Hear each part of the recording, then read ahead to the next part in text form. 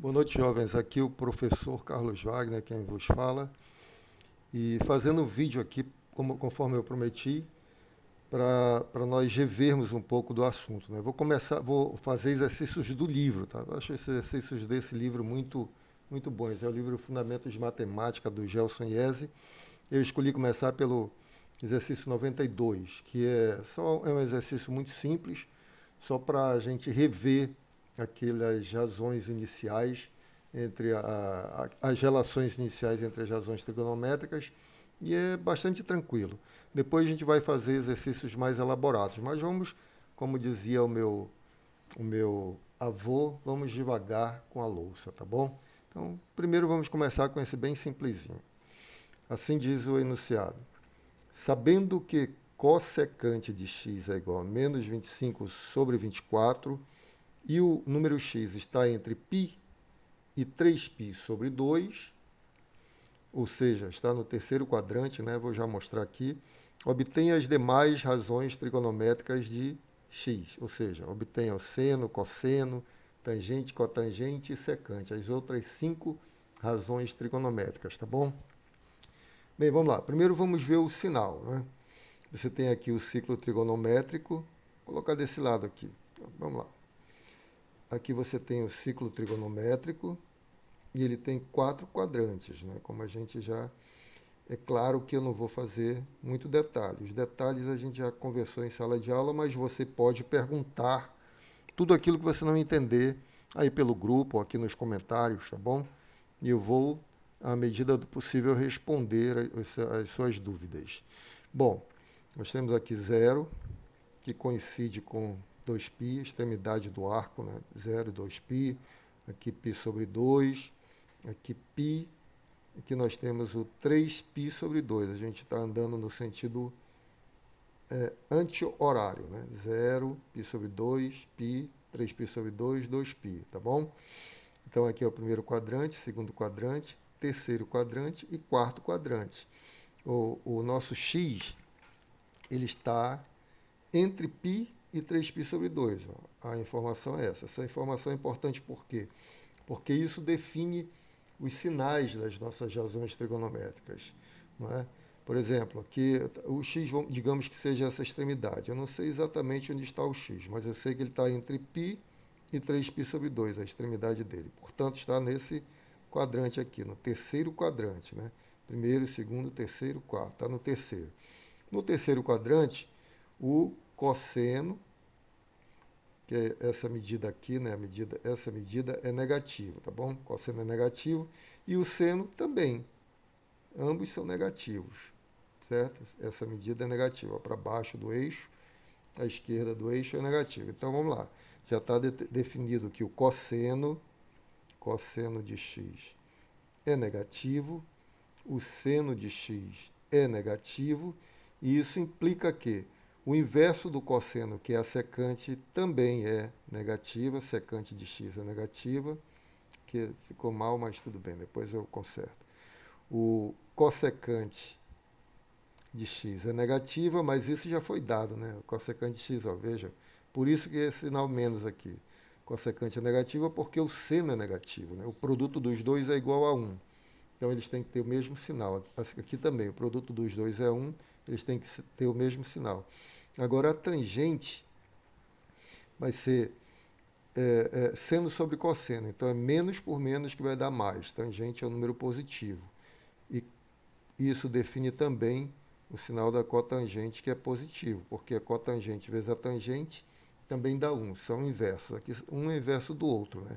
Cosseno é 1 sobre secante, ou secante é 1 sobre cosseno, cossecante 1 sobre seno e cotangente 1 sobre tangente. Por isso tem mesmo sinal. Bom, então aqui estão todos os sinais determinados, todas as razões são negativas, exceto tangente e cotangente, que são positivos, tá bom? Ó, tangente e cotangente. Bom, mas vamos lá. Agora fazendo as contas, aí você vai ter que lembrar daquelas relações. Eu falei na sala de aula que quando você tem a cossecante, você tem de imediato o seno, porque um é o inverso do outro. Não é? Então, cossecante de x é igual a 1 sobre seno. Isso significa que seno de x é igual a 1 sobre o cossecante. Então, você obtém facilmente o seno, é só inverter a cossecante, né? Portanto, o seno de x é igual a menos, porque o seno é negativo, né? Aí você inverte. 25, a cossecante é 25 sobre 24, o seno vai ser menos 24 sobre 25. Então, facilmente você obtém o seno a partir da cossecante, é só inverter. Vejam como a coisa é simples, né? Tem gente que complica, diz que é difícil, mas é muito tranquilo. E depois que você entende o sentido, o significado, aí fica maravilhoso, né? A coisa fica linda, né? Quando você consegue entender o significado dessas coisas. Bom, então você tem cossecante, o inverso da cossecante é o seno, aí você tem várias saídas, né? Vários caminhos a seguir. A maioria prefere usar logo a relação fundamental da trigonometria, né? Que é cosseno ao quadrado de x mais seno ao quadrado de x igual a 1, que foi demonstrado em sala de aula, né? A gente só está aqui usando os resultados, né? Essa relação a gente viu em sala de aula, essa é a mesma, só escrita de outra forma. Aqui você tem a relação fundamental, seno ao quadrado mais cosseno ao quadrado igual a 1. Né? Como eu tenho o seno, eu encontro a partir daí o cosseno. Né? Cosseno ao quadrado de x é igual a 1 menos seno ao quadrado de x, correto? É a mesma relação, só estou mudando a forma de olhar as coisas, de ver as coisas. Né? Cosseno ao quadrado é igual a 1 menos seno ao quadrado. Já vou fazer o seno ao quadrado, tá? Então, negativo ao quadrado vai dar positivo. Aí 24 ao quadrado, porque aqui a gente tem pouco espaço e pouco tempo. 576, né? 24 ao quadrado e 25 ao quadrado, 625, tá bom? Agora subtrai 1 menos 576 sobre 625 vai dar o quê? Isso aqui é igual. Denominador você repete. 625 menos 576, 49, correto? Portanto, eu vou aqui para cima. O cosseno de x vai ser igual a raiz quadrada de 49, 7, raiz quadrada de 625, 25, só que o cosseno é negativo, então menos, tá bom? Aí como a importância da posição do x aqui é para você definir exatamente esse sinal. Porque quando você extrai raiz quadrada, você sabe que vai ter uma raiz positiva e uma raiz negativa. Mas o sinal vai ser determinado pela posição da extremidade do arco aqui no ciclo trigonométrico. Ó. X está entre π e 3π sobre 2. Portanto, o cosseno é negativo, assim como o seno. Né? Cosseno negativo, seno negativo.